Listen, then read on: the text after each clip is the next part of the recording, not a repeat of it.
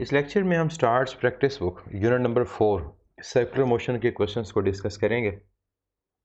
Start करते हैं first question से। A satellite moves at a constant speed in a circular orbit around the Earth. Which statement about the momentum and kinetic energy of the satellite is correct? अब first question में हमें वो ये कह रहा है कि एक सैटेलाइट है जो रिवॉल्व कर रही है कांस्टेंट स्पीड से अराउंड द अर्थ। तो मोमेंटम और काइनेटिक एनर्जी के बारे में कौन सी स्टेटमेंट हमारे पास करेक्ट होगी? देखिए, हम जानते हैं कि हमारे पास अगर सैटेलाइट रिवॉल्व कर रही है अराउंड द अर्थ और उसकी जो स्पीड है वो कांस्टेंट है, तो स्पीड कांस्टेंट होने का मतलब ये है कि जो उसकी टेंजेंशियल वेलोसिटी है उसकी मैग्नीट्यूड कांस्टेंट है, लेकिन डायरेक्शन तो चेंज हो रही है। इसका मतलब हमारे पास ऐसी क्वांटिटी जो स्केलर होगी वो यूनिफॉर्म सर्कुलर मोशन में कांस्टेंट होगी, लेकिन जो क्वांटिटी वेक्टर है और हर पॉइंट पर अगर उसकी डायरेक्शन चेंज हो रही है तो वो कांस्टेंट नहीं रहेगी। तो फर्स्ट क्वेश्चन का जो हमारा आंसर होगा वो बीटा होगा कि मोमेंटम ऑब्वियसली वेलोसिटी के अलॉन्ग है, वो चेंज हो रहा होगा, लेकिन काइनेटिक एनर्जी स्केलर है, उसकी डिपेंडेंस सिर्फ स्पीड की मैग्नीट्यूड के ऊपर है, तो वो क्या रहेगी? कांस्टेंट रहेगी। तो सर्कुलर मोशन में याद रखिएगा वेलोसिटी भी अलॉन्ग द टेंजेंट होती है और वेलोसिटी के अलावा जो लीनियर मोमेंटम है वो भी अलॉन्ग द टेंजेंट होता है। Second question, a stone of mass m tied to a string of length l is rotated in a circle with the other end of a string as a center. The speed of stone is v. If the string breaks, the stone will move. एक stone जिसका mess m है उसको एक string जिसकी length l से attach करके एक circle में रोटेट कर रहे हैं और स्ट्रिंग का दूसरा एंड सेंटर के। The speed of the stone is v. If the string breaks, अगर स्ट्रिंग ब्रेक करती है तो स्टोन कहाँ मूव करेगा? अभी हमने लास्ट क्वेश्चन में ये देखा कि सर्कुलर मोशन में जो वेलोसिटी होती है वो अलोंग द टेंजेंट होती है। इसका मतलब ये है कि किसी भी पॉइंट के ऊपर अगर ये रस्सी टूटती है तो स्टोन भी कहाँ मूव करेगा? अलोंग टेंजेंट मूव करेगा। तो करेक्ट ऑप्शन हमारे पास क्या होगी? Beta. Third question, a body executing uniform circular motion in a plane has constant. Question number 1 जैसा ही ये क्वेश्चन है कि अगर एक बॉडी यूनिफॉर्म सर्कुलर मोशन में मूव कर रही है एक प्लेन में तो क्या चीज़ उसकी कांस्टेंट होगी? जो क्वांटिटी स्केलर है and that is kinetic energy, क्योंकि वेलोसिटी, मोमेंटम, एक्सेलेरेशन तीनों वेक्टर है, इनकी मैग्नीट्यूड तो कांस्टेंट होगी लेकिन डायरेक्शन चेंज हो रही होगी। Next, fourth question, a wheel having a diameter of 3 metre start from rest and accelerate uniformly to a angular velocity of 210 revolution per minute in 5 seconds. Angular acceleration of the wheel is, diameter wheel का 3 metre है, rest से start हुआ, omega I 0, uniformly accelerate होता है और उसकी जो angular velocity है 210 आरपीएम हो जाती है 5 सेकेंड्स में। एंगुलर एक्सेलेरेशन को हमने कैलकुलेट करना है। अब डाटा हमारे पास सिंपल है, अगर एस से स्टार्ट हुआ, ओमेगा ई की वैल्यू 0, जो फाइनल एंगुलर वेलोसिटी है दैट इज़ 210 आरपीएम, कन्वर्ट करेंगे इसको तो 2 पाई से मल्टीप्लाई और 60 से डिवाइड। अब सॉल्व करें तो ये हमारे पास 0 कैंसिल हो जाता है, 2 इंटू 3 एंड 3 इंटू 7, तो ये आपके पास आएगा 7 पाई रेडियन पर सेकेंड। नेक्स्ट हमारे पास जो डाटा इसमें गिवन है वो टाइम गिवन है कि टाइम 5 सेकेंड है। एंगुलर एक्सेलेरेशन कैलकुलेट करनी है, फार्मूला होगा change in angular velocity divide by time. तो चेंज कितना है? 7 पाई माइनस 0 और टाइम हमारे पास क्या है? 5। अब जो हमारे पास ऑप्शंस हैं उनमें सॉल्व किया हुआ है, पाई की फॉर्म में आंसर नहीं है तो हम इसको अप्रॉक्सीमेशन से कर लेते हैं। अगर पाई हम ले लेते हैं 3 तो 7 इंटू 3 21 डिवाइड बाय 5। अब जब 21/5 करेंगे तो 5 इंटू 4 20 है, इसका मतलब 4 रेडियन पर सेकेंड स्क्वायर की फॉर्म में आंसर होगा। तो करेक्ट ऑप्शन हमारे पास क्या है? अल्फा, 4.4 रेडियन पर second square. Fifth question, if a rotating fan is switched off then its angular acceleration and angular velocity are. हमने क्लास में भी डिस्कस किया था, लाइव क्लास में, कि हमारे पास अगर जो फ़ैन है उसको ऑन करें ऑफ़ करें तो क्या होता है। जब स्विच ऑन करते हैं तो वेलोसिटी बढ़ रही होती है, तो एक्सेलेरेशन और वेलोसिटी पैरेलल होते हैं। तो यहाँ क्वेश्चन है स्विच ऑफ, अगर स्विच ऑफ करेंगे तो एंगुलर एक्सेलेरेशन और एंगुलर वेलोसिटी एंटी पैरेलल होंगे। तो करेक्ट ऑप्शन हमारे पास क्या होगा, बीटा। और ये केसेस मैं यहाँ पर दोबारा बता दूँ आपको, दो केसेस हमारे पास होते हैं, एक ओमेगा इंक्रीज़ कर रहा हो और एक ओमेगा डिक्रीज़ कर रहा हो। अगर तो ओमेगा इंक्रीज़ करेगा तो ओमेगा और अल्फ़ा पैरेलल होंगे, और अगर ओमेगा डिक्रीज़ कर रहा होगा तो अल्फ़ा ओमेगा के एंटी पैरेलल होगा, और इस केस में अल्फ़ा को नेगेटिव लिया जाता है। Next question number 6। If a body is moving in a circle of radius r at constant velocity v, then its angular velocity is। अब क्वेश्चन हमारे पास सिंपल है कि एक बॉडी एक सर्कल में रोटेट कर रही है जिसका रेडियस r है और कांस्टेंट वेलोसिटी v है, तो उसकी एंगुलर वेलोसिटी का फार्मूला क्या होगा। तो एंगुलर वेलोसिटी ओमेगा, ओमेगा किसके इक्वल होगा, v ओवर r के। तो करेक्ट ऑप्शन इज चार्ली। तो 6 क्वेश्चन का हमारा जो आंसर है वो चार्ली है। Next question number 7। When a particle is in uniform circular motion, it does not have। अगर हमारे पास एक पार्टिकल यूनिफॉर्म सर्कुलर मोशन में है तो उसके पास क्या नहीं है, मतलब कौन सी क्वांटिटी मीन जीरो है। फर्स्ट कहता है radial acceleration, radial acceleration mean centripetal acceleration. ये यूनिफॉर्म सर्कुलर मोशन हो या नॉन यूनिफॉर्म हो, दोनों में एग्जिस्ट करती है। Beta radial velocity. अब रेडियल वेलोसिटी हमारे पास ऐसा कोई टर्म नहीं है कि हमारे पास वेलोसिटी अलोंग द रेडियस हो। जब बॉडी सर्कल में रोटेट कर रही होती है तो हमारी वेलोसिटी अलोंग टेंजेंट होती है। नेक्स्ट कहता है ट्रांसवर्स एक्सेलेरेशन। ट्रांसवर्स एक्सेलेरेशन का मतलब यहाँ पर जो होगा वो होगा ऐसी एक्सेलेरेशन जो क्या है, परपेंडिकुलर है। तो transverse acceleration means tangential acceleration हम इसको कह सकते हैं, और टेंजेंशियल एक्सेलेरेशन रेडियल एक्सेलेरेशन के क्या होती है, परपेंडिकुलर। और यूनिफॉर्म सर्कुलर मोशन में ट्रांसवर्स एक्सेलेरेशन एग्जिस्ट नहीं करती। एंगुलर वेलोसिटी भी यूनिफॉर्म मोशन हो या नॉन यूनिफॉर्म हो, दोनों में एग्जिस्ट करती है। तो यहाँ जो बेस्ट पॉसिबल आंसर हमारा बनता है वो कौन सा है, Charlie, transverse acceleration. Next question number 8। A body is whirled in a vertical circle at the end of a string. The tension in the string at the top of circle is।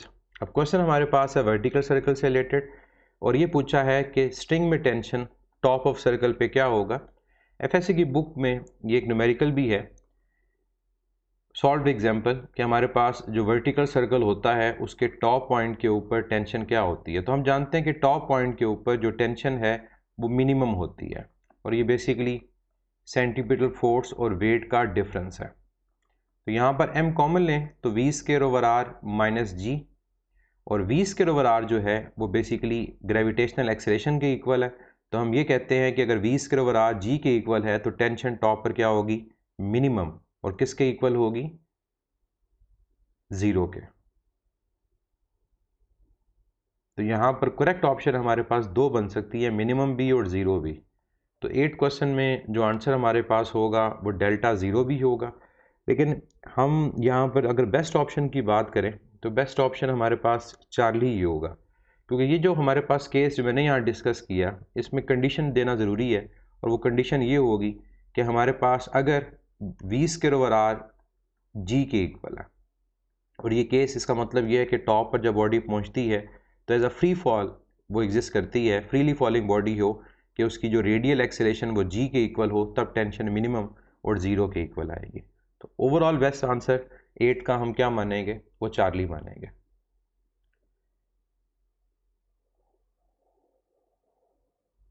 Next question number 9। Question number 9 हमें कहता है a body of mass 0.1 kilogram is rotated in a vertical circle of radius 1 metre with constant speed of 10 metre per second. The tension in a string when it is horizontal. Mass है 0.1 kilogram, vertical circle में body rotate कर रही है, radius है 1 metre और speed है constant 10 metre per second. Tension find करनी है कब, जब स्ट्रिंग हमारे पास हॉरिजॉन्टल होगी। अब स्ट्रिंग के हॉरिजॉन्टल होने का मतलब क्या है कि अगर ये एक वर्टिकल सर्कल है तो ये दो पॉइंट्स हैं जहाँ पर स्ट्रिंग हॉरिजॉन्टल होती है। जैसे हमने लेक्चर में डिस्कस किया था, अगर ये पॉइंट ए है, टॉप बी है, ये सी और डी, तो ए और डी ये हॉरिजॉन्टल है और यहाँ पर हम जानते हैं कि टेंशन सेंटीपिटल फोर्स के इक्वल है। तो मैस हमारे पास है 0.1, वेलोसिटी हमारे पास 10, इसका स्क्वायर लेंगे और रेडियस की वैल्यू 1 है। तो 10 का स्क्वायर 100 इंटू 0.1 10, तो 10 न्यूटन आंसर होगा। तो क्वेश्चन 9 का जो आंसर है that is Charlie. Question number 10, question number 10 कहता है कि a wheel having a diameter of 3 metre start from rest accelerate uniformly. अब ये क्वेश्चन रिपीट हो रहा है। क्वेश्चन नंबर 4 और क्वेश्चन नंबर 10 ये दोनों सिमिलर हैं। 4 और 10 अगर सिमिलर हैं तो 4 का आंसर हमारे पास अल्फ़ा, तो मैं दोबारा इसको नहीं कर रहा, जो 10 का आंसर होगा वो भी अल्फ़ा होगा। Question number 11, the angular acceleration of a body experiencing torque is directed. Torque की डायरेक्शन क्या होती है? हमने यूनिट नंबर 2 में पढ़ा था, टॉर्क या कोई भी एंगुलर क्वांटिटी हो वो हमेशा along the axis of rotation होती है, या फिर हम कहते हैं perpendicular to plane of rotation, कि जिस प्लेन में बॉडी रोटेट कर रही है एंगुलर क्वांटिटी उसके परपेंडिकुलर होगी। तो 11th में अगर हमारे पास लेट से ये प्लेन है और इस प्लेन में हमारे पास बॉडी रोटेट कर रही है और ये एक्सिस ऑफ रोटेशन है, तो जो एंगुलर एक्सेलरेशन होगी वो भी हमारे पास, अगर बॉडी की स्पीड बढ़ रही है तो अपवर्ड होगी और टॉर्क भी उसी के अलोंग होगी, along the axis of rotation. Next question number 12, when milk is churned cream separates out because of. आपने देखा है जो क्रीम सेपरेटर हमारे पास होता है उसमें जब मिल्क उसमें रोटेट करेगा तो क्रीम सेपरेट किस फोर्स की वजह से होती है? तो यहाँ पर जो आंसर होगा वो सेंट्रीफ्यूगल फोर्स होगा। सेंट्रीफ्यूगल फोर्स जो होती है वो फोर्स हमारे पास आउटवर्ड डायरेक्शन में होती है और वो लाइटर और हैवी बॉडीज़ को क्या कर देती है? सेपरेट कर देती है। तो यहाँ पर जो क्रीम सेपरेटर है इसके अंदर वो कौन सी फोर्स है जो मिल्क से क्रीम को सेपरेट करती है? आंसर इज सेंट्रीफ्यूगल फोर्स, जैसे सेंट्रीफ्यूज काम करते हैं। Next question number 13, a body suspended bye a string of length L, the velocity which must be imparted to it in order for it to just barely reach the top is। अब question number 13 में वो कहता है कि body है suspend by a string of length L, जिसको एक length L के साथ सस्पेंड किया हुआ। The velocity which must be imparted, उसको कहता है कितनी वेलोसिटी अगर दी जाए in order for it to just barely reach the top, कि वो टॉप पॉइंट पर पहुंच जाए। अब हम लोग जानते हैं कि हमारे पास अगर ये केस है स्ट्रिंग का, कि लेट से हम कहते हैं कि हमारे पास ये स्ट्रिंग है और यहाँ पर एक बॉडी सस्पेंडेड है, तो इसको कितनी वेलोसिटी यहाँ प्रोवाइड करें कि वो टॉप पोजीशन पे पहुँच जाए। अब बॉडी जब टॉप पोजीशन पे पहुँचेगी तो अगर हम टोटल इसकी हाइट की बात करें कि उसकी ओवरऑल हाइट कितनी चेंज हुई, तो अगर ये स्ट्रिंग की लेंथ L है तो L प्लस L, ये टोटल हमारे पास L होगी। अब जब यहाँ पर वेलोसिटी देंगे तो इसकी काइनेटिक एनर्जी हमारे पास किस में कन्वर्ट हो रही है? पोटेंशियल एनर्जी में। तो यहाँ पर हम क्वेश्चन नंबर 13 को सॉल्व करने के लिए law of conservation of energy को यूज़ करेंगे। अब इनिशियली अगर हम इसको कंसीडर कर लेते हैं बॉटम, तो यहाँ पर हमारे पास सिर्फ और सिर्फ कौन सी एनर्जी होगी? काइनेटिक। तो यहाँ पर हम ले लेते हैं हाफ mv²। अब वो जब टॉप पे पहुँचेगी तो वहाँ पर दो तरह की एनर्जीज होंगी, वहाँ पर काइनेटिक एनर्जी भी होगी और वहाँ पर पोटेंशियल एनर्जी भी होगी। v को हमने कैलकुलेट करना है और v डैश वो स्पीड है जो टॉप पर है। अब m कॉमन लेंगे तो m कैंसिल हो जाएगा, पूरी इक्वेशन को 2 से मल्टीप्लाई कर दें तो यह आ जाएगा v², यह आ जाएगा v डैश, यहाँ स्क्वायर भी आएगा, और प्लस 2 टाइम्स gh। अब वैल्यूज पुट करें। टॉप पॉइंट के ऊपर वेलोसिटी क्या होती है? टॉप पॉइंट पे वेलोसिटी हमारे पास होती है √gr। अब r क्या है? यहाँ पर स्ट्रिंग की लेंथ, तो L आ जाएगा whole square plus 2 times g, और टोटल हाइट कितनी चेंज हुई? 2L, तो यहाँ पर आपके पास आ जाएगा 2L। अब v² स्क्वायर अंडर रूट से कैंसिल, GL और यह के पास आ गया 4 टाइम्स GL, तो ये आ गया 5 टाइम्स GL। तो स्क्वायर एलिमिनेट करें, हमारा आंसर क्या आ गया, अंडर रूट 5 टाइम्स GL। और कुछ याद आप लोगों को आया होगा, ये फार्मूला कौन सा है, ये वर्टिकल सर्कल में वेलोसिटी का फार्मूला है जो बॉटम पर है, कि अगर हमारे पास लोएस्ट पॉइंट के ऊपर इस बॉडी की वेलोसिटी अंडर रूट 5GR और R को मैं L के इक्वल पुट करूंगा, तो तब ये पॉसिबिलिटी है कि ये बॉडी मैक्सिमम हाइट को अटेन करे। तो अब अंडर रूट 5GL इनमें ऑप्शन नहीं है, तो सबसे क्लोज आंसर हमने देखना है। अब 5 का अगर हम अंडर रूट लेते हैं तो 5 का अंडर रूट हमारे पास आता है 2.2 और अंडर रूट GL। अब सबसे क्लोज आंसर हमारे पास क्या है, वो डेल्टा। तो क्वेश्चन नंबर 13 का आंसर डेल्टा, और मेथड आपके सामने है, डायरेक्ट करना चाहें तब भी हो सकता है, और सॉल्व अगर करके देखें तब भी आंसर हमारे पास यही आएगा।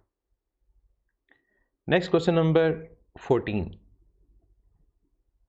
Question 14, the time period of a satellite in a circular orbit round a planet is independent of. Satellite का टाइम पीरियड जो एक ऑर्बिट में रोटेट कर रही है किसके इंडिपेंडेंट है। अब अगर हम टाइम पीरियड की बात करें तो हमारे पास जो टाइम पीरियड का रिलेशन है वो क्या होगा, T is equal to 2πr divide by v। अब इस फार्मूला के अंदर हमारे पास जो वेरिएबल्स हैं वो क्या हैं, T हमारा टाइम पीरियड है, R हमारा ऑर्बिटल रेडियस है, और v जो हमारे पास है वो ऑर्बिटल वेलोसिटी है। और ऑर्बिटल वेलोसिटी का फार्मूला अगर देखा जाए तो वो हमारे पास है अंडर रूट GM/r। तो अगर आप इन वेरिएबल्स को देखें तो यहाँ पर कहीं पर भी सैटेलाइट का मैस या साइज इन्वॉल्व नहीं हो रहा। इसका मतलब ये हुआ कि हमारे पास किस चीज़ के ये इंडिपेंडेंट है, the time period of a satellite is independent of the mass of satellite. तो 14 क्वेश्चन का जो करेक्ट आंसर होगा वो चार्ली होगा। नेक्स्ट क्वेश्चन नंबर 15 क्वेश्चन क्या कहता है, the orbital velocity of a satellite orbiting around the earth is proportional to. ये फार्मूला लिखा हुआ है, इसी से रिलेटेड अब क्वेश्चन नंबर 15 है कि वो किसके प्रोपोर्शनल है। फर्स्ट कहता है रेडियस, रेडियस के वो इन्वर्सली प्रोपोर्शनल है विद अंडर रूट। सेकेंड कहता है square root the radius, square root नहीं होगा यहाँ पर, 1 over square root of radius आएगा। चार्ली कहता है square root of the radius, ये भी इनकोरेक्ट है। तो लास्ट कहता है reciprocal of the square root of the orbit, ये हमारे पास ऑप्शन करेक्ट है। और ये चीज़ हमें फार्मूला में नज़र भी आ रही है कि ऑर्बिटल स्पीड का ताल्लुक r से इन्वर्स है विद स्क्वायर रूट। तो ये याद रखिएगा कि ऑर्बिटल स्पीड अगर हम सैटेलाइट का डिस्टेंस बढ़ाते हैं किसी प्लैनेट से तो वो कम हो जाती है, तभी क्लोज ऑर्बिटिंग सैटेलाइट्स की स्पीड ज़्यादा होती है, और जियो स्टेशनरी सैटेलाइट जिसका डिस्टेंस बहुत ज़्यादा है अर्थ के सेंटर से, उनकी स्पीड कम होती है। Next question number 16।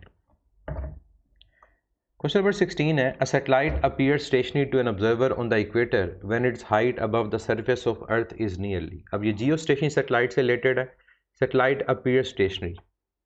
अब क्या चीज़ पूछी है हमसे, उसकी हाइट पूछी हुई है। तो सैटेलाइट की हाइट हमारे पास कितनी होती है, 36 10⁻⁶ मीटर। तो यहाँ पर क्या आएगा, 36,000 किलोमीटर।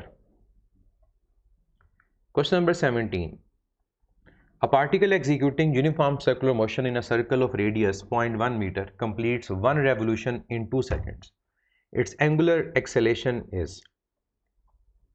एक पार्टिकल यूनिफॉर्म सर्कुलर मोशन में मूव कर रहा है, एक सर्कल जिसका रेडियस 0.1 मीटर है, और कंप्लीट वो करता है 1 रेवोल्यूशन 2 सेकेंड्स में। कहता है उसकी एंगुलर एक्सेलेरेशन क्या होगी। अगर हमारे पास बॉडी की मोशन यूनिफॉर्म है तो इसका मतलब एंगुलर एक्सेलेरेशन की वैल्यू 0 होगी। तो करेक्ट ऑप्शन हमारे पास क्या है, चार्ली। तो ये मेन पॉइंट है कि यूनिफॉर्म सर्कुलर मोशन है, और यूनिफॉर्म सर्कुलर मोशन में एंगुलर एक्सेलेरेशन एग्जिस्ट नहीं करती, सिर्फ रेडियल एक्सेलेरेशन जो सेंटीपिटल है वो एग्जिस्ट करती है। Question number 18, the product of period of circular motion and angular velocity is given by. Product of time period and angular velocity. अब 18 क्वेश्चन, हम जानते हैं ओमेगा इक्वल है 2 पाई ओवर टाइम पीरियड के, क्रॉस मल्टीप्लाई करूं तो omega और time period का प्रोडक्ट 2 पाई के इक्वल होगा। तो यही क्वेश्चन है कि टाइम पीरियड और एंगुलर वेलोसिटी का प्रोडक्ट किसके इक्वल होगा, 2 पाई के। Correct option is beta. Question number 19, the angular speed of a fly wheel makes 120 revolution per minute in radian पर सेकेंड इज। फ्लाई व्हील की एंगुलर स्पीड गिवन है 120 revolutions पर minute, उसको radian पर second में हमने कैलकुलेट करना है। तो सिंपल कन्वर्जन है 120 रेवोल्यूशन पर मिनट, एक रेवोल्यूशन में 2 पाई रेडियन होते हैं, तो 2 पाई से मल्टीप्लाई और एक मिनट में 60 सेकेंड, तो 60 इंटू 2, तो 2 इंटू 2 4 पाई आंसर होगा, यूनिट रेडियन पर second. Correct option is Charlie. Question number 20, two ball same as moving on a circular path of radius r and 2r. If they have same period, the ratio of the centripetal force acting on a ball will be. दो balls हैं जिनका mess same है, radius r और 2r है उनका एक circular path में। अगर उनका टाइम पीरियड सेम है तो सेंटीपिटल फोर्स की रेशियो किसके इक्वल आएगी। सेंटीपिटल फोर्स का formula in terms of time period, ये फार्मूला जो हम लिखते हैं m ओमेगा स्क्वायर r, इसमें ओमेगा की वैल्यू पुट कर दें तो ओमेगा 2 पाई ओवर t के इक्वल है। जब omega 2 pi over t square लेंगे तो यह आएगा 4 pi square mr over t square. अब यहाँ पर क्या क्या फैक्टर्स हैं जो सेम है, मैस सेम है, टाइम पीरियड सेम है। अगर मैस और टाइम पीरियड सेम है तो सेंटीपिटल फोर्स का रेडियस की पावर 1 से रिलेशन होगा और डायरेक्ट होगा, तो F1 over F2 is equal to R1 over R2। R1 यहाँ R है, R2 2R, R कैंसिल हो जाएगा, तो 1:2 आंसर होगा। तो correct option beta.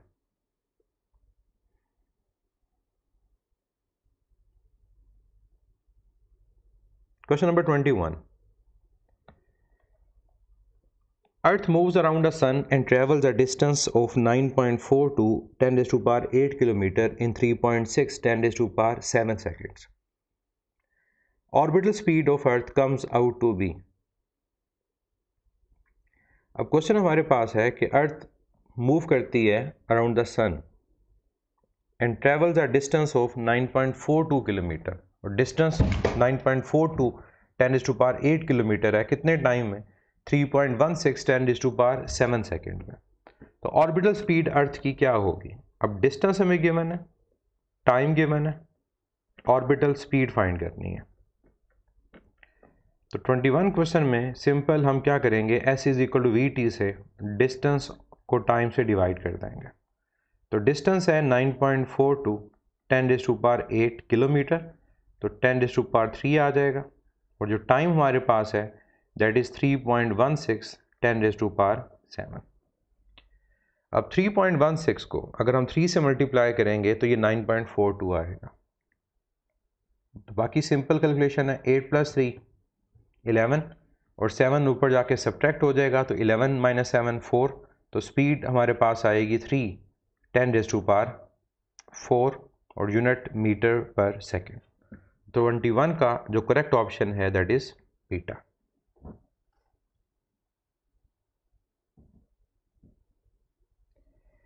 Next question number 22, angular speed for a daily rotation of earth in radian per hour is. Earth की angular speed for daily rotation in radian per hour क्या होगी। Omega का relation है delta theta over delta T. Earth की 1 revolution ऊपर 2 पाई आ गया, daily rotation की बात हो रही है तो ये क्या होएगा 24 आवर्स। तो क्या आंसर आ गया, 2 और 12 कैंसिल होगा, π/12 और यूनिट होगा रेडियन पर आर। तो करेक्ट ऑप्शन हमारे पास इसका क्या होगा, π/12, that is Charlie. Next question number 23, question number 23 में वो कहता है कि in rotational motion the quantity which produces angular acceleration is.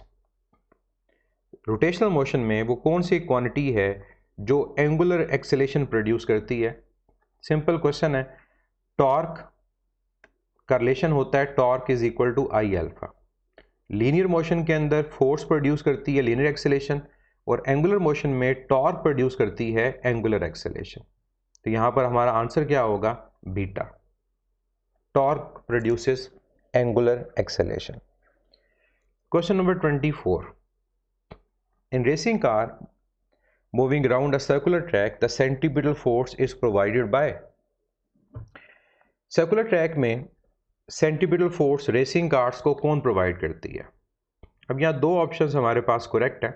Banking of road, इसका पर्पस भी हमारे पास सेंट्रीपिटल फोर्स प्रोवाइड करना है, और इसके अलावा व्हील और रोड के दरमियान जो फ्रिक्शन होती है वो भी सेंट्रीपिटल फोर्स प्रोवाइड करती है, क्योंकि फ्रिक्शन अगर कम हो तो गाड़ी आउटर सर्कल की तरफ स्किड कर जाती है। तो करेक्ट ऑप्शन 24 का क्या होगा?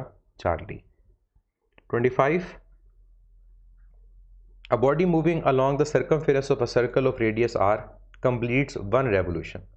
The ratio of the covered part to the angle subtended by the center is। 25 question में हम एग्जामिनर कहता है कि a body moving along the circumference of a circle of radius r, एक बॉडी एक सर्कल के सर्कमफेरेंस के along move कर रही है, मतलब यहां मूव कर रही है, और कंप्लीट वो करती है वन रेवोल्यूशन।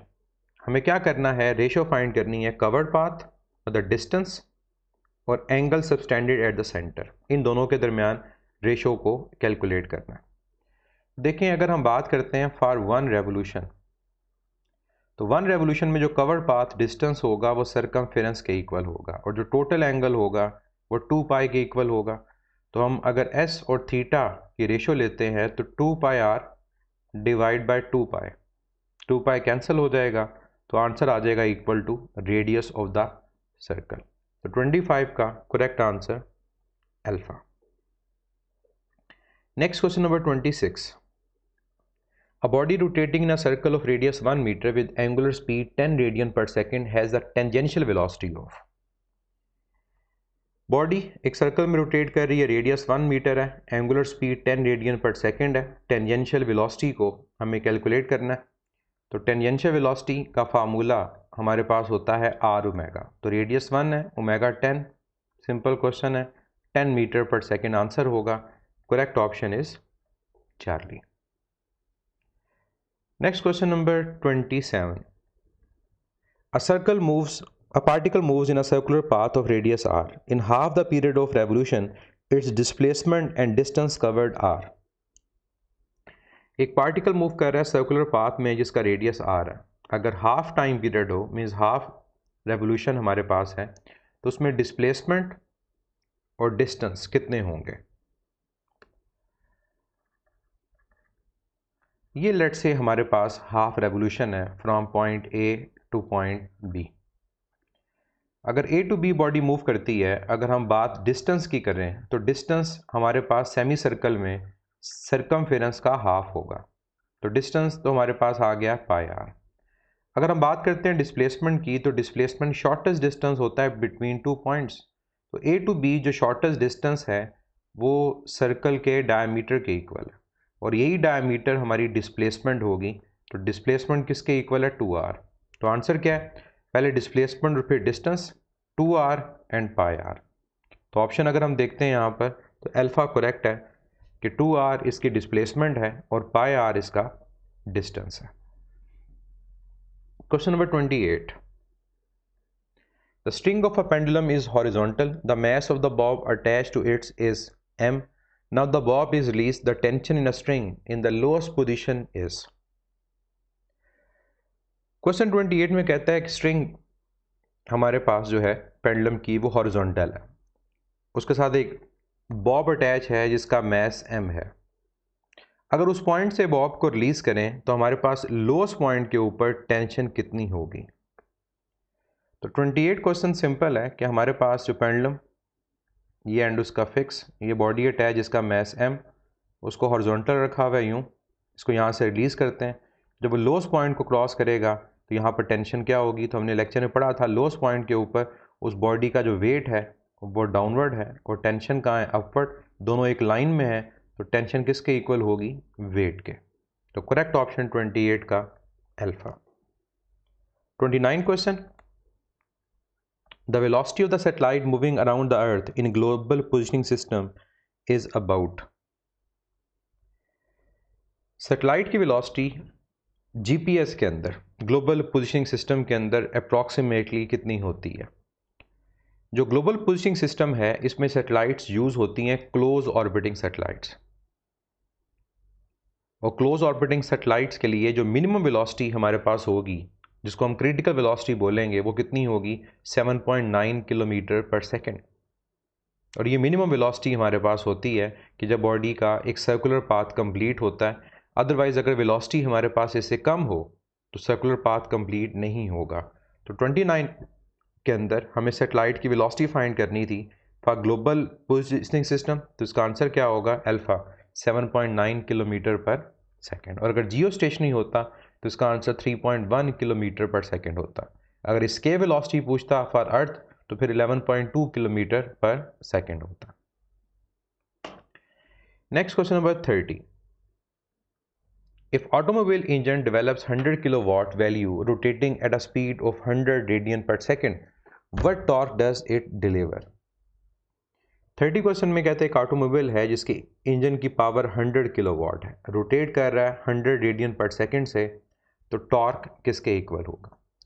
लास्ट यूनिट में मैंने आपको पावर का फार्मूला लिखवाया था एंगुलर क्वांटिटीज़ की फॉर्म में, और वो था power is equal to torque into omega. कैसे लिखते हैं इसको?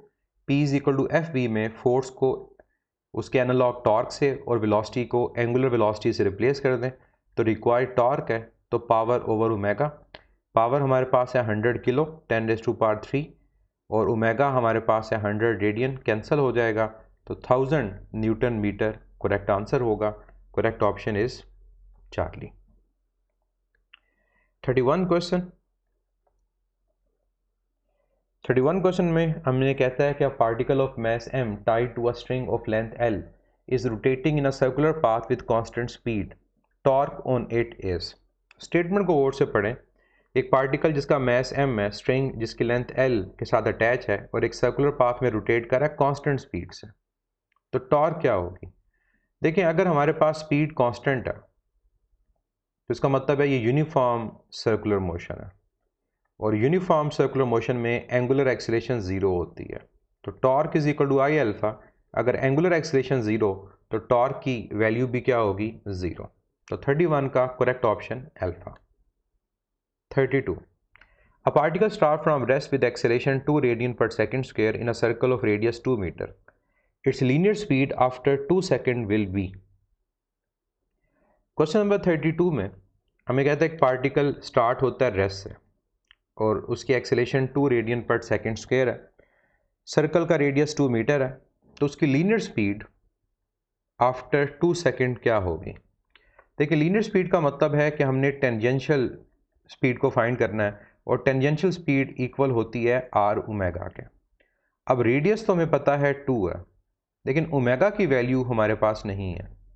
अब ओमेगा को कैलकुलेट करने के लिए हम डाटा देखेंगे, तो रेस्ट से स्टार्ट हुआ ओमेगा आई 0, अल्फ़ा की वैल्यू हमारे पास 2 रेडियन पर सेकेंड स्क्वायर है, इसके अलावा जो टाइम हमारे पास है वो 2 सेकेंड है।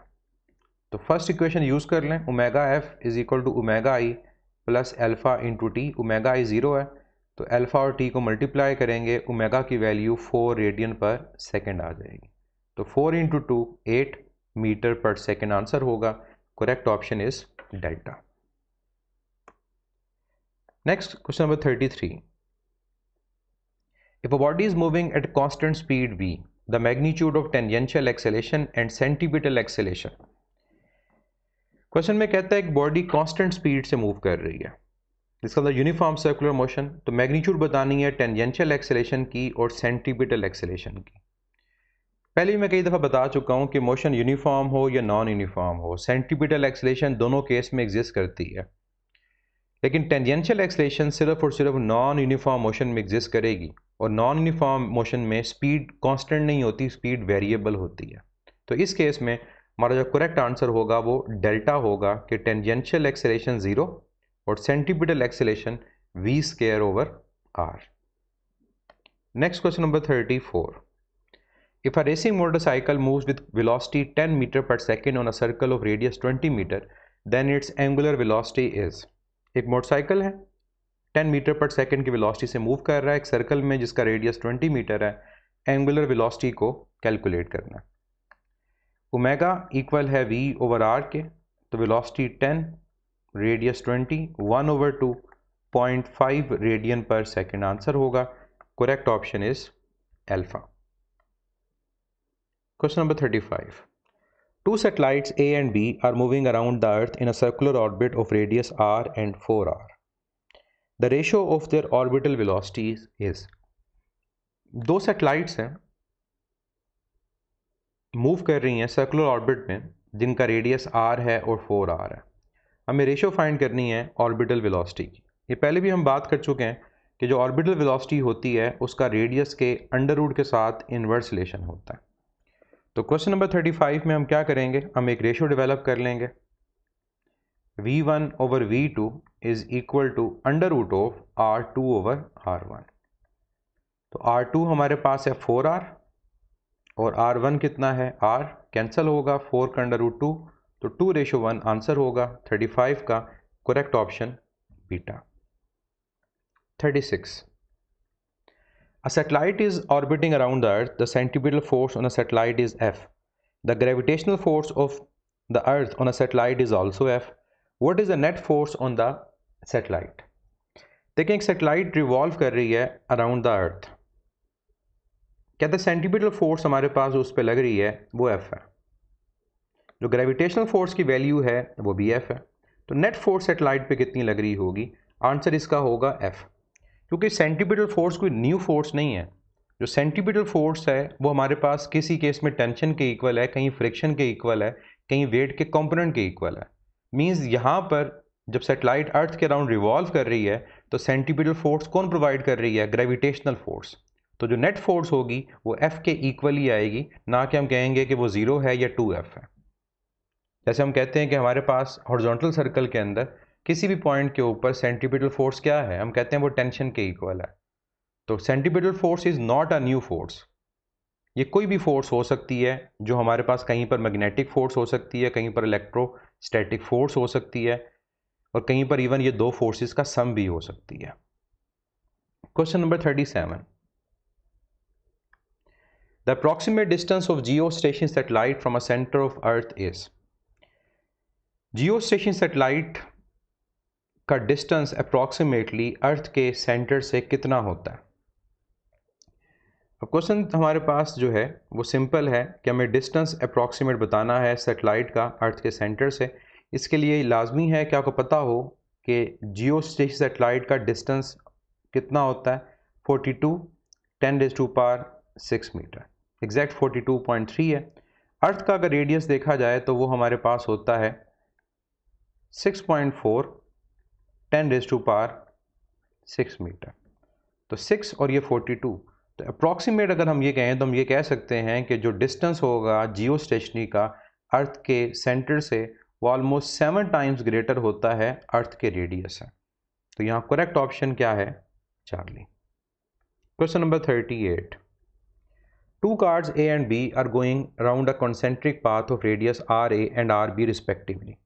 If the two cards complete the circular path in the same time, the ratio of the angular speed of A and B is।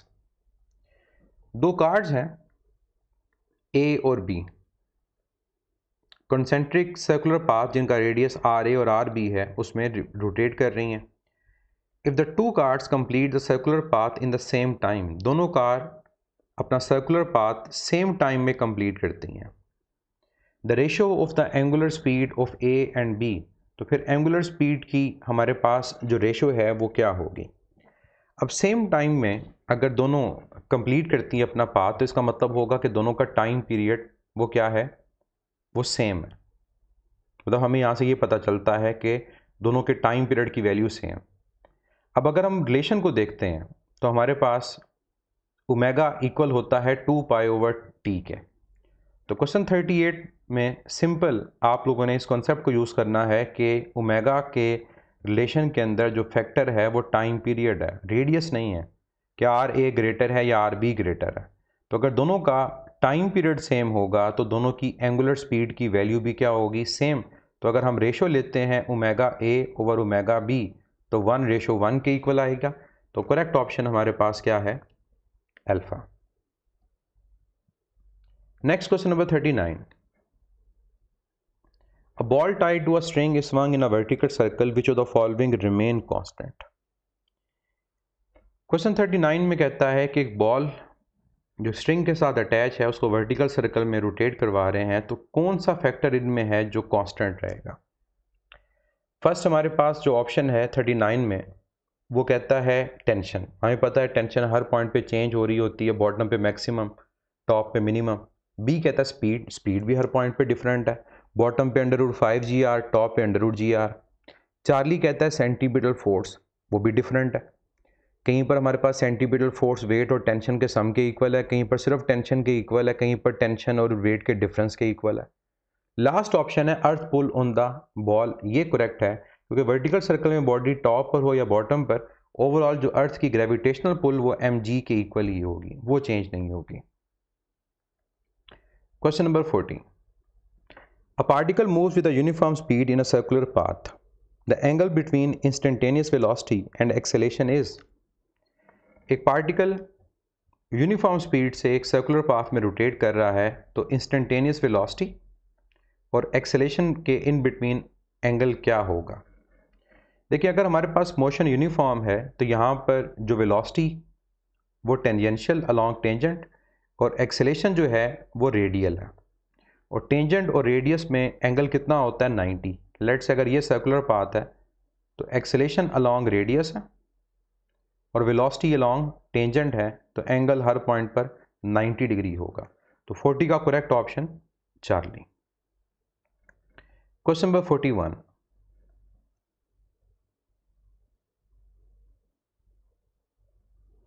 Question 41. The radius of the path of body in uniform circular motion is doubled. The centripetal force needed if the speed remains the same. अब condition को देखें क्या कहता है। कहता है कि हमारे पास जो रेडियस है एक सर्कुलर मोशन के अंदर वो डबल हो गया, तो सेंट्रीपिटल फोर्स कितनी रिक्वायर्ड होगी अगर हमारी जो स्पीड है वो सेम है? अब फार्मूला वो यूज़ करेंगे जहाँ पर स्पीड इन्वॉल्व हो, तो फार्मूला है mv²/r। तो अगर हमारे पास स्पीड सेम है तो फोर्स का रेडियस के साथ रिलेशन क्या है? इन्वर्स। दैट मीन्स अगर आप रेडियस को डबल कर देंगे तो सेंटीपिटल फोर्स हमारे पास हाफ हो जाएगी। तो क्या इसका आंसर होगा? Alpha, half as great as before. Next question number 42। The circumference of a circle subtends at an angle at the centre. जो सर्कल का सर्कमफेरेंस होगा मीन्स कंप्लीट सर्कल, उसका एंगल क्या बनेगा? अगर हाफ सर्कमफेरेंस होता तो हाफ सर्कल होता, तो कंप्लीट सर्कमफेरेंस का सर्कल 2 पाई रेडियन या 360 डिग्री होगा। तो करेक्ट ऑप्शन हमारे पास यहां पर beta. Next question number 43। A ball attached to one end of a cord and is whirled from the other in a circle at a constant speed. If the cord breaks, the ball moves along. ये पहले भी हम question कर चुके हैं। अगर हमारे पास एक बॉल अटैच है एक रस्सी के साथ और हम उसको एक सर्कल में रिवॉल्व करवा रहे हैं कांस्टेंट स्पीड से, तो अगर वो रस्सी टूट जाती है तो बॉल कहाँ मूव करेगी? आंसर क्या होगा? जिस डायरेक्शन में वेलोसिटी है along the tangent, delta. Question number 44। A body moves along the circumference of a circle of radius r, completes 2 revolutions. The ratio of displacement to the covered path will be? एक body move कर रही है एक circle में जिसका circumference capital R है, और हमें ये कहा गया कि वो अपनी 2 रेवोल्यूशंस को कंप्लीट करती है। तो 2 रेवोल्यूशंस के अंदर हमारे पास डिस्प्लेसमेंट और जो कवर डिस्टेंस होगा उसकी रेशो क्या होगी? देखिए, 1 अगर हमारे पास रेवोल्यूशन हो तब भी डिस्प्लेसमेंट 0 है, 2 रेवोल्यूशंस हो तब भी डिस्प्लेसमेंट 0 है, क्योंकि कंप्लीट एक रेवोल्यूशन के बाद बॉडी दोबारा इनिशियल पॉइंट पर आ जाती है। तो 2 अगर रेवोल्यूशंस हैं तो डिस्प्लेसमेंट की जो वैल्यू होगी वो क्या होगी? 0। अगर हम कवर डिस्टेंस की बात करें तो कवर डिस्टेंस क्या होगा? एक सर्कल का 2 पाई r, तो 2 सर्कल्स का कितना होगा? 2 × 2 पाई r। लेकिन अगर डिस्प्लेसमेंट 0 है तो रेशियो हमारे पास क्या आएगी? 0। तो 44 का correct option Charlie.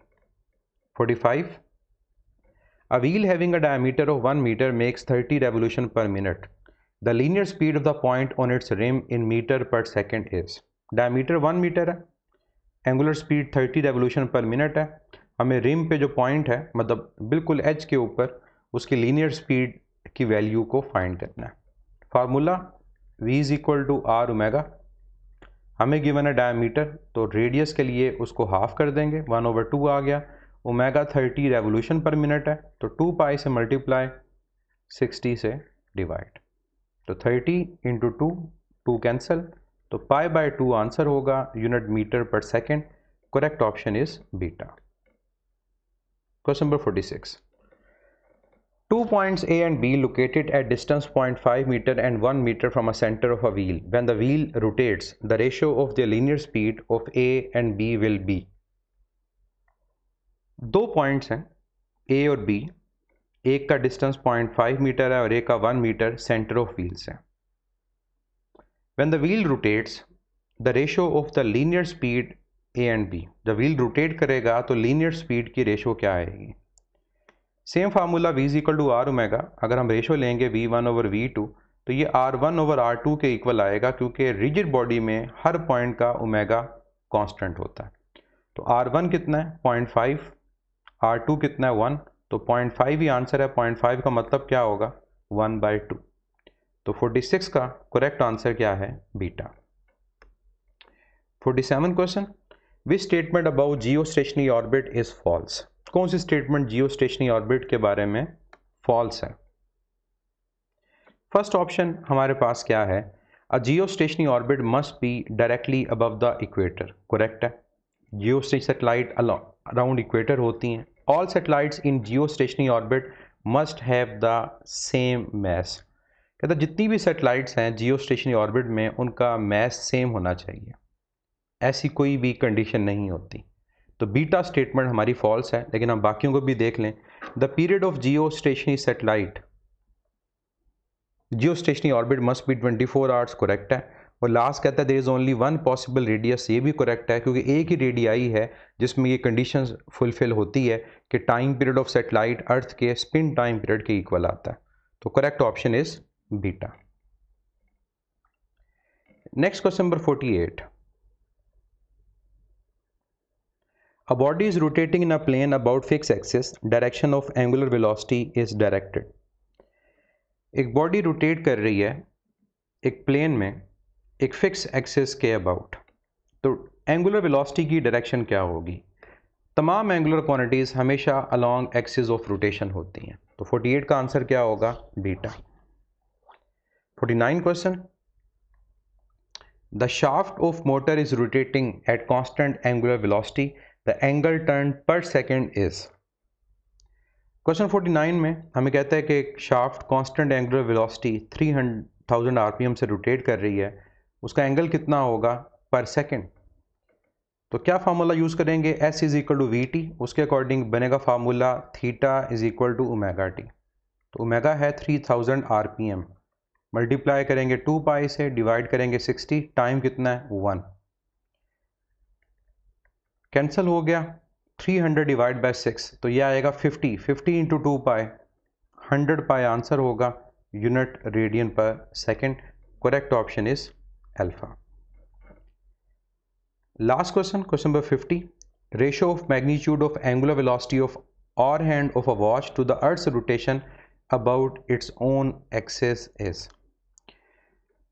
50th question में कहता है कि हमें रेशियो फाइंड करनी है एंगुलर वेलोसिटी की मैग्नीट्यूड की for hour hand of watch to the earth's rotation about it own axis mean spin motion.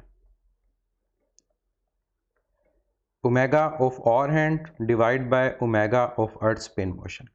Formula लिखते हैं 2 pi over time period of hour hand divide by 2 pi over time period of earth spin motion. 2 pi cancel हो जाएगा, time period of अर्थ ऊपर, time of hour hand नीचे। अब अर्थ अपने axis के around जो रोटेशन कंप्लीट करती है वो 1 डे में करती है, और 1 डे का मतलब होगा 24 आवर्स। और जो क्लॉक में हमारे पास आवर हैंड है उसकी जो एक रोटेशन होती है वो कंप्लीट होती है 12 आवर्स में। तो क्या आंसर आ जाएगा 24/12 2:1। तो करेक्ट ऑप्शन इज चार्ली।